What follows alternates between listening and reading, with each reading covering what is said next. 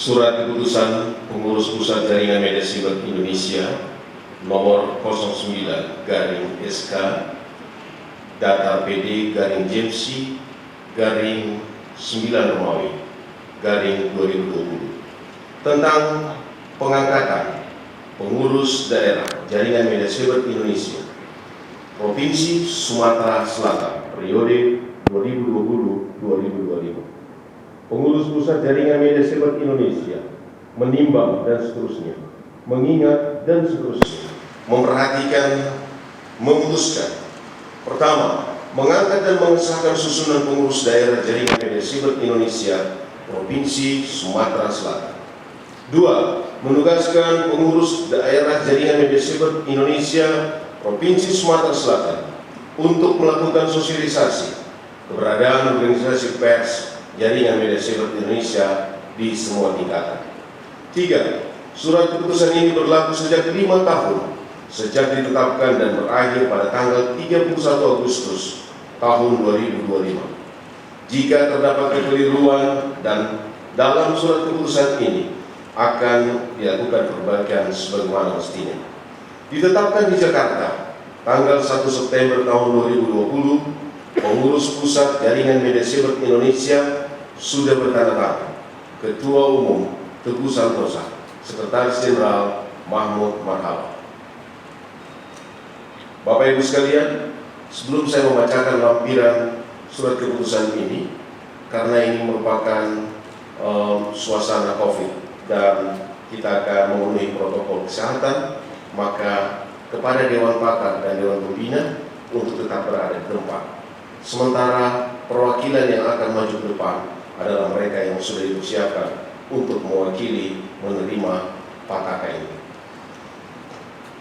Lampiran surat keputusan nomor 9/SK Datar PD /JMC /9 Romawi tahun 2020 tentang pengangkatan pengurus daerah Jaringan Media Siber Indonesia Provinsi Sumatera Selatan periode 2020-2025. Susunan pengurus daerah Jaringan Media Siber Indonesia Provinsi Sumatera Selatan periode 2020-2025. Ketua Bidang Kerjasama Antar Lembaga Idam Syarif. Ketua Bidang Informasi dan Teknologi Firwanto M. Isa. Ketua Bidang Pendidikan dan Latihan Ardianeka Afif Basar Esos. Ketua Bidang Hubungan Antar Daerah Purwadi. Bidang Organisasi Abdul Malik Safei SHI MH. Bendahara Kawar Dante Sembiri. Sekretaris Rahmat Romli.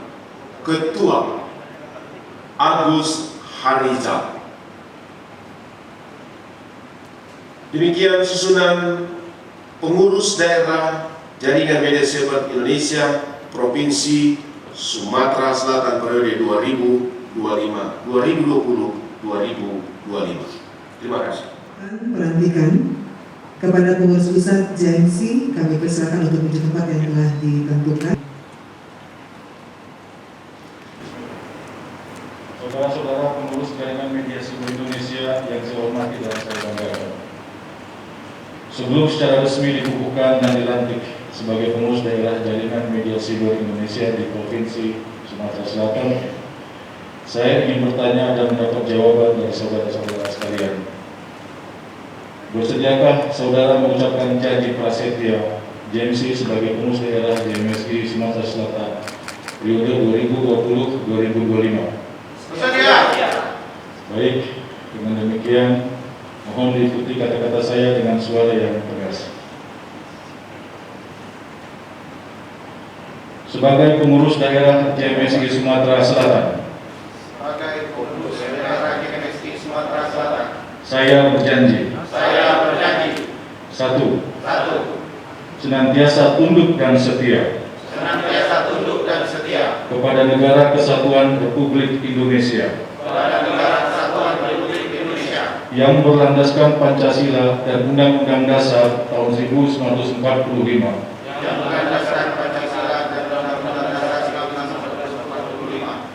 Dua, senantiasa patuh dan taat kepada hukum, serta menjunjung tinggi anggaran dasar dan rumah tangga, dan peraturan organisasi JMSI. 3. Senantiasa bekerja atas dasar kehormatan dan kepentingan organisasi dengan segala ketulusan, didasari semangat kebersamaan dalam mewujudkan kemerdekaan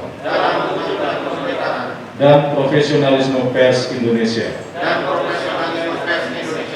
4. Menjalankan kewajiban sebagai pemilik perusahaan pers yang mengedepankan profesionalisme. Baik, saudara-saudara telah mengikuti janji prasetya yang tadi saya katakan, dan dengan memohon rahmat Tuhan Yang Maha Esa dan atas janji prasetya yang ucapkan, atas nama Pengurus Pusat JMSI, saya mengukuhkan dan melantik saudara-saudara semua. Semoga Tuhan Yang Maha Kuasa senantiasa memberikan petunjuk, bimbingan dan kekuatan serta perlindungan kepada kita sekalian dalam melaksanakan tugas. Terima kasih atas nama Pengurus Pusat, Dr. Santosa Ketua Umum.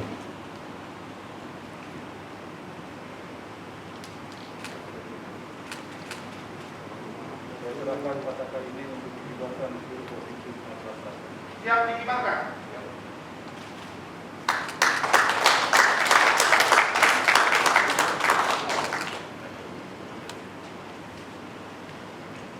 Bapak Ibu hadirin tamu dan berbahagia, selanjutnya kita dengarkan sambutan pengumuman Bupati Bapak Teguh Santosa.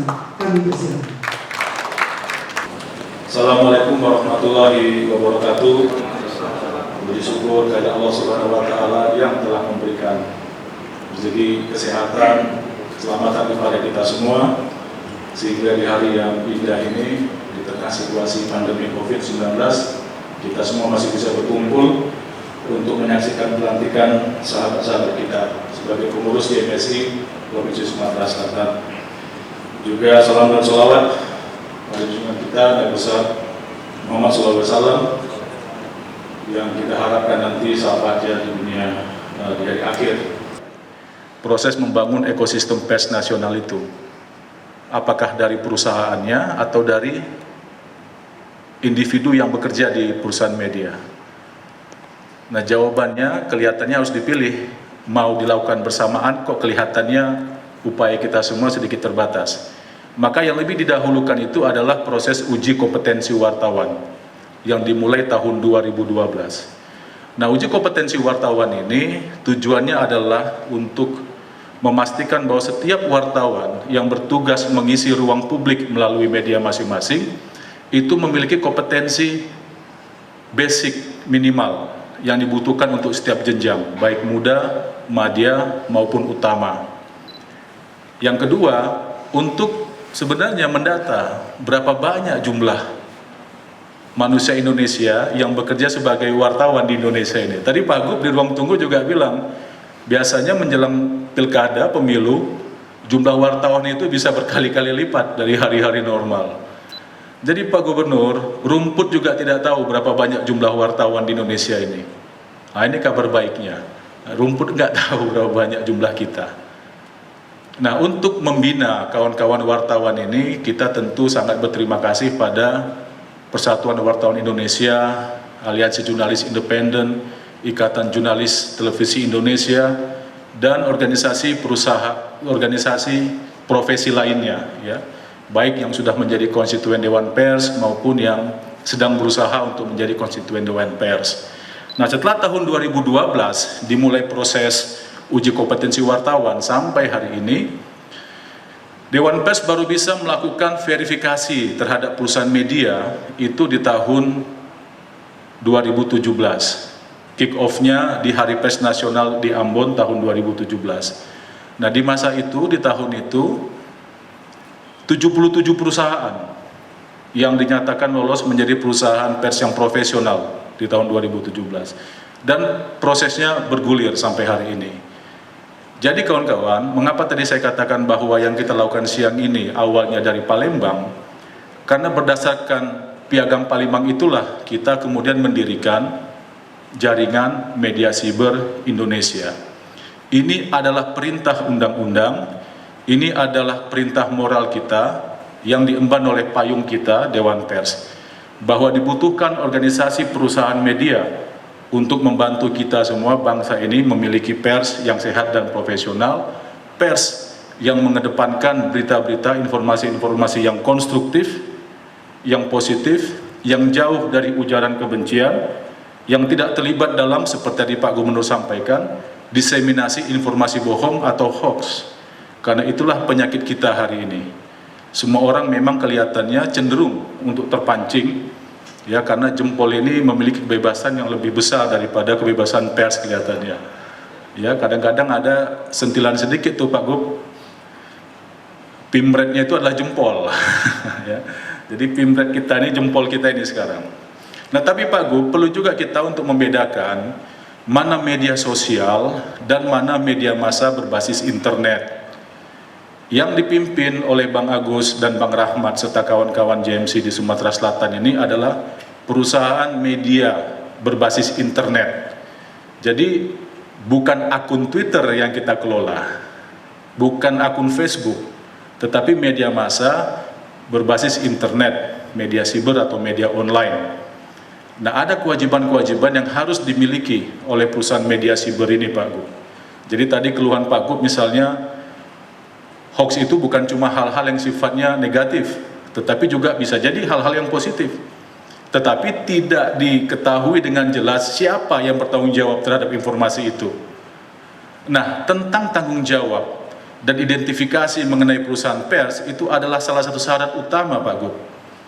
Itu sebabnya Bang Agus di Sumatera Selatan ini tugasnya adalah untuk, mohon maaf saya menggunakan kata membina, ya memang membina kawan-kawan pengelola media siber di Sumatera Selatan untuk bisa menumbuhkan, membangun perusahaan persnya itu menjadi perusahaan pers yang profesional dan sehat. Dalam kurung bertanggung jawab. Nah, cuma memang kita, komunitas pers nasional ini, dengan kata-kata bertanggung jawab ini punya pengalaman buruk, Pak Gub. Karena di masa lalu juga istilahnya begitu, ya, bebas bertanggung jawab. Tetapi kemudian pendekatan di masa lalu, Pak Gub, bukan di masa kini, kita tahu bertanggung jawab itu berarti apa kata penguasa yang menempatkan pers sebagai subordinasi dari kekuasaan. Padahal semestinya Pak Gub dan Ibu Ketua DPRD juga sepakat pers berperan sama dengan eksekutif, dengan legislatif sebagai penopang demokrasi kita. Jadi saya kira demikian yang bisa saya sampaikan. Saya tidak berani memberikan pesan tambahan kepada Bang Agus karena menurut saya berat ini pekerjaan kita ini, ya. Sebetulnya kita udah enak nih cuaca mendung macam gini kan, santai. Nah tapi ternyata kita punya tanggung jawab besar, Bang Agus. Saya paham dan saya sangat percaya Bang Agus, Bang Rahmat dan kawan-kawan pengurus JMSI Sumatera Selatan sudah memahami apa yang harus dilakukan. Bahkan mereka sudah bekerja sebelum pelantikan. Jadi sekali lagi terima kasih buat kawan-kawan di Sumatera Selatan, Bapak Ibu sekalian. Saya akhiri. Assalamualaikum warahmatullahi wabarakatuh. Yang kita hormati, kita banggakan Bapak Teguh Santosa, Ketua Umum JMSI Pusat, serta Sekjen yang hadir, juga segenap pengurusan pusat yang mungkin juga mengikuti secara virtual. Yang saya hormati Ketua DPRD Sumatera Selatan, Ibu Anita Nuringhati, Ketua JMSI Sumatera Selatan Agus Rijal, serta segenap kepengurusan yang baru saja kita saksikan pelantikannya, Ketua, Sekretaris, Bendahara, dan bidang-bidang tadi, para pimpinan perusahaan media siber Sumatera Selatan yang hadir langsung atau yang hadir melalui virtual. Pimpinan perusahaannya juga hadir di sini, para pejabat Pemprov, para mitra-mitra JMSI, saya lihat banyak pimpinan-pimpinan BUMD, juga ada dari Bank Sumsel, atau ada yang belum saya sebut, tidak luput dari rasa hormat dan cinta saya, hadirin yang berbahagia. Kenapa sepertinya saya lebih ingin ini cepat terlaksana? Karena Sumatera Selatan ini adalah provinsi dalam kategori provinsi besar dan luas, maka tugas dari JMSI ini sudah menanti untuk dapat memberikan informasi yang berimbang, informasi akurat kepada masyarakat Sumatera Selatan. Aturan-aturan keorganisasian yang termaktub di dalam ADART mungkin tentu sudah dipahami oleh semua anggotanya. Saya hanya ingin mengutip lanjutan dari cerita tanggung jawab tadi. Di zaman keterbukaan IT seperti ini, memang kontrol ini penting. Banyak berita yang muncul, tapi ketika kita cari, sulit. Akunnya, akun tidak jelas, misalnya. Apakah itu Facebook, apakah itu Instagram, Twitter, atau apa. Nah ini, dalam proses demokrasi ini, JMSI harus punya peran juga di dalam merekonstruksi dari sebuah bangunan besar, yakni kepercayaan masyarakat kepada berita yang disalurkan kepada masyarakat. Ini yang tadinya sempat ada anggapan bahwa zaman dulu itu, saya maksud bahwa pers adalah bagian dari alat pemerintah misalnya. Sekarang juga tetap, tapi alat kontrol. Jadi tetap ini menjadi bagian atau mitra bagi pemerintah untuk mengontrol kinerja, bukan hanya sekedar demokrasi. Ada eksekutif, ada legislatif, ada yudikatif yang dimaksud dengan trias politika di dalam pemerintahan ini.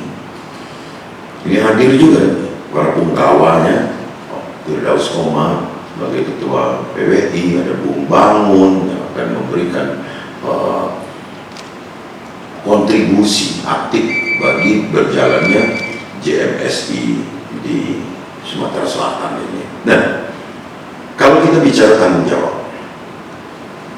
jawab eksternal, yakni dari produk yang keluar dari perusahaan penerbit atau perusahaan pemberitaan ini, mulai dari redaksi sampai dengan isi, redaksi sampai dengan isi. Kedua, tanggung jawab internal ini juga nggak gampang. Maka saya lihat tadi pimpinan yang dilantik, pimpinan dari perusahaan media yang dilantik juga sebagian merangkap sebagai redaktur, karena memang ini ada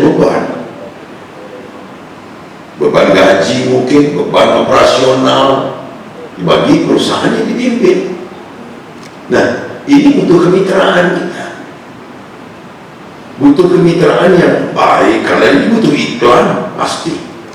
Dari mana hidupnya nih kalau ada iklan misalnya. Jadi Pak Ketua sudah sangat bijak menyampaikan bahwa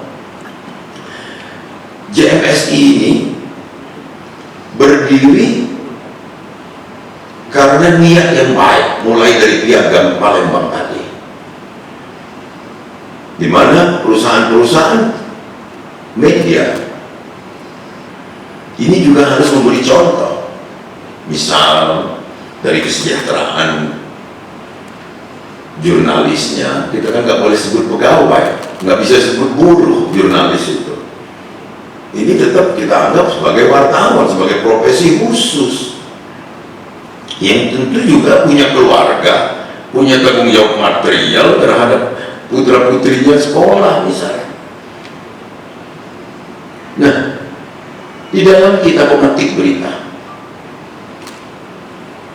saya sampaikan juga tadi dalam obrolan ringan dengan ketum tadi, dalam kita memetik berita ini, bukan hanya kita butuh sumber yang benar, cek recheck, bukan itu saja, tapi dengan penyajian yang benar.